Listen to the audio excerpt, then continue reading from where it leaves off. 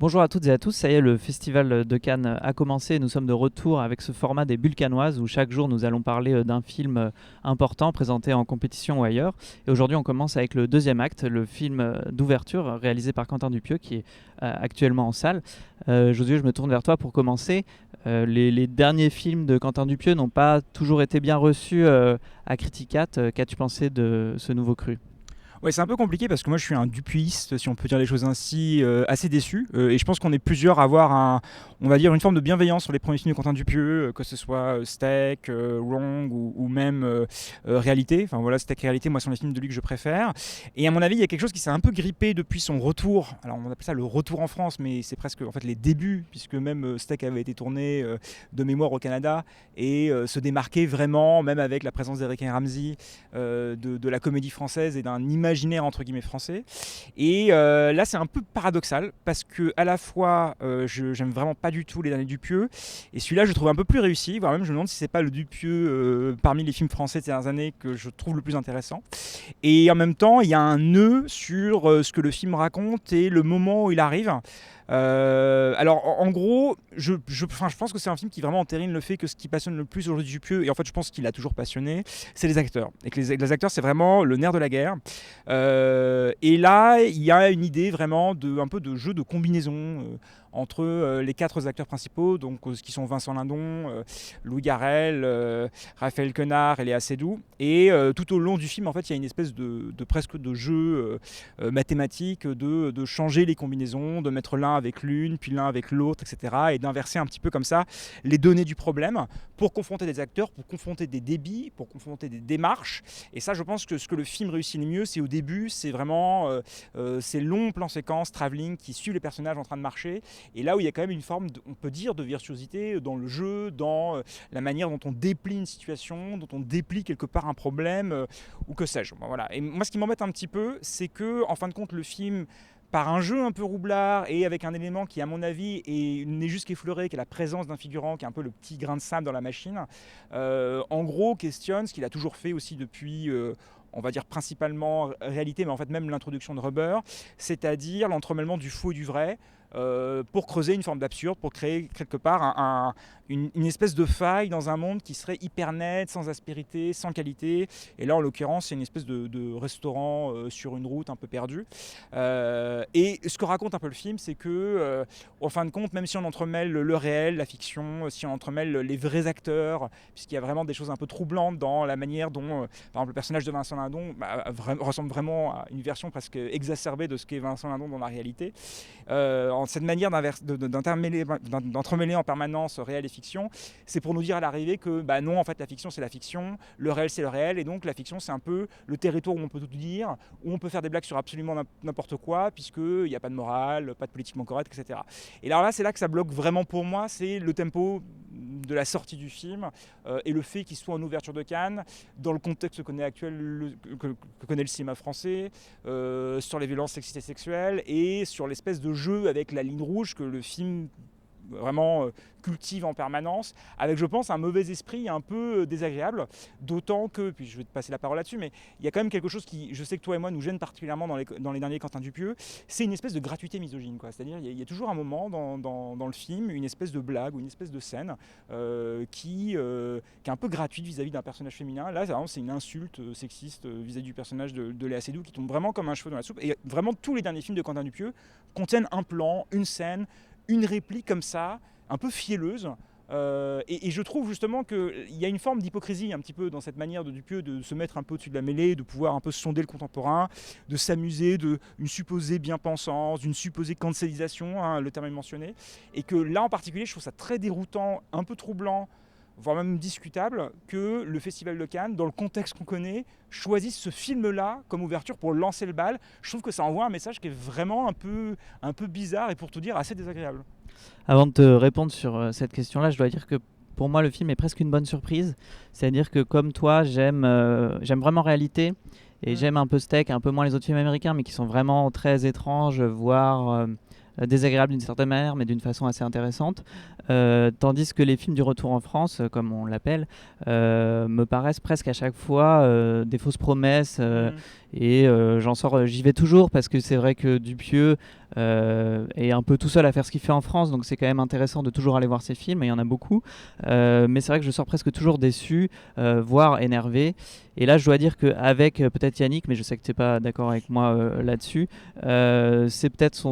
un de ses films les plus convaincants récemment, parce que pour une fois, en fait, ces idées conceptuelles, ces dispositifs, son dispositif s'incarne par une idée de mise en scène qui est donc le plan séquence en travelling, cette ouverture du film qui sont donc deux plans séquences, d'abord avec Raphaël Quenard et Louis Garrel, ensuite avec Léa Seydoux et Vincent Lindon, qui vraiment cultive une durée assez impressionnante, où on peut vraiment admirer le talent des comédiens pour rentrer et sortir du personnage. Et c'est là où c'est intéressant, c'est que souvent, donc, bon, comme presque toujours chez Dupieux depuis non-film, il est question de mise en abîme. Or, dans un film d'habitude, quand il y a une mise en abîme d'un tournage, en général, on regarde une scène, on ne sait pas qu'il s'agit d'un tournage, et au bout d'un moment, on entend quelque chose comme coupé, et là, il y a un autre plan qui intervient, et on voit une équipe de tournage, et on comprend ce qu'il en est. Or là, il n'y a jamais de coupé, et il n'y a jamais de plan sur l'équipe de tournage. C'est-à-dire qu'on reste dans un même plan, et en fait, Dupieux sort complètement des règles liées justement à ce rapport à la réalité ou à la fiction, puisqu'on comprend jamais le film qu'on est en train de regarder, si justement il doit vraiment jouer simplement les scènes qui disent qu'ils doivent jouer, ou si les moments où ils sortent du film font partie de la matrice, et on se doute que ça va être le cas, puisque en général chez Dupieux, quand il y a une mise en abîme, il va y en avoir une deuxième à un moment pour dire ah bah oui, la mise en abîme était une mise en abîme. Évidemment, lorsque ça arrive, en fait, c'est un film sur un film dans un film. Donc, voilà. En fait, c'est pas si retors que ça. Ce qui est retors, c'est qu'en fait, par son recours à l'absurde, il se débarrasse des règles, et le film est assez agréable là-dedans, c'est-à-dire que vraiment il y a une sorte d'étrangeté dans ces plans qui ne coupent pas, dans cette hors-champ du tournage qui n'en est pas vraiment un, oui, ce décor aussi complètement vide de la campagne. D'ailleurs, les travelling sont filmés avec un arrière-plan flou, on est vraiment juste sur les acteurs. Et tu disais d'ailleurs que le cœur des films de Quentin Dupieux, ce qui l'intéresse vraiment, c'est les acteurs. Et ben moi j'ai un peu l'impression que c'est une des premières fois avec justement un peu Quenard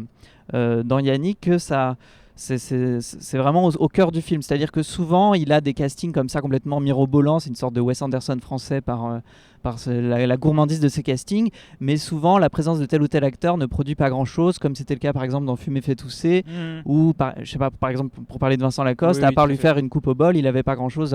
à lui faire de vraiment curieux. Alors que là, il creuse vraiment, que ce soit pour Léa Seydoux ou pour Vincent Lindon, qui est vraiment le plus convaincant, des spécificités de ces acteurs-là, et il les montre faire ce truc un peu jouissif du moment où ils sortent du personnage, rentrent dans le personnage, ce qui est toujours le moment où... Voilà, c'est un peu la scène de casting de Mulholland Drive où d'un coup, un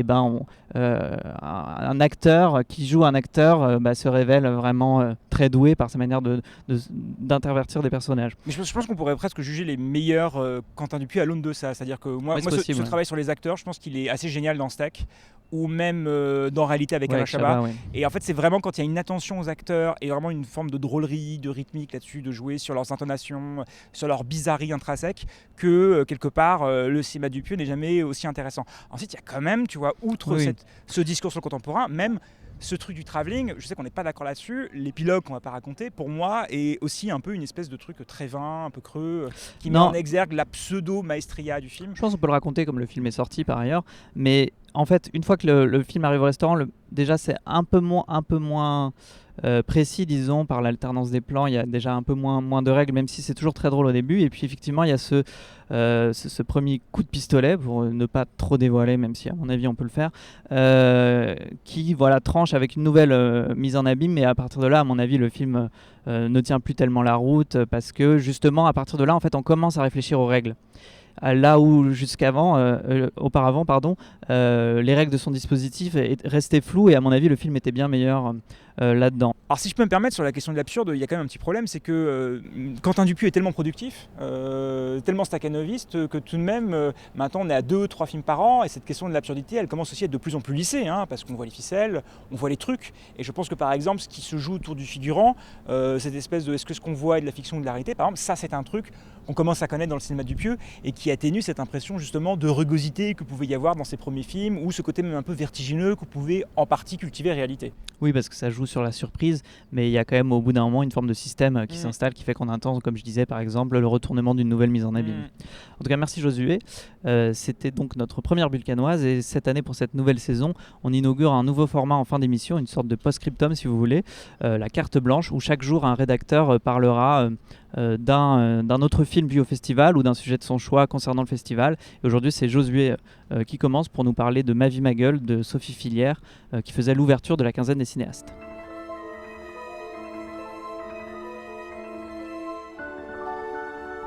Alors pour cette première carte blanche, j'ai décidé de parler de Ma vie, ma gueule de Sophie Fillière, qui a fait l'ouverture de la quinzaine des cinéastes. C'est un film assez particulier puisque c'est un film posthume, et en plus c'est une forme d'autoportrait déguisé de la cinéaste, qui donc filme un personnage joué par Agnès Jaoui, qui est une femme très anxieuse, voire ouvertement dépressive, et qui est complètement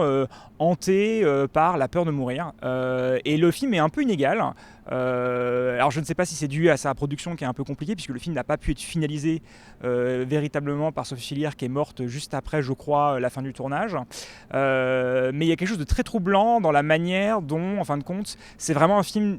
d'une personne vieille, ou du moins qui est à la proche de la mort et qui en a pleinement conscience, et qui va vraiment articuler par des jeux un peu scéniques, par des scènes, en fait des espèces de vision presque idéalisée de ce que seraient ses adieux. Il y a vraiment des scènes très très poignantes, très bouleversantes. C'est bien que le film est un peu inégal, mais quand il est bouleversant, il n'est pas qu'à moitié, et on voit vraiment un personnage qui met en scène par exemple comment on dit au revoir à ses propres enfants alors qu'on sait qu'on va partir. Et donc je trouve c'est un choix de programmation assez audacieux, parce que c'est un film qui même par moments peut être un peu terne, un peu inégal encore une fois dans sa manière de ménager quelque chose qui serait une forme de comédie dépressive. Je pense que le terme s'y est particulièrement bien au film, et en même temps qui est très singulier c'est presque vraiment ce que le cinéma français d'autofiction peut faire de plus personnel, et donc à mon avis plus pertinent, même si c'est pas forcément la famille du cinéma français qui me parle le plus sur ce côté-là, sur ce côté de cette manière de toujours mettre un peu en scène de manière fictionnelle sa vie, mais ça produit quelque chose de vraiment par moments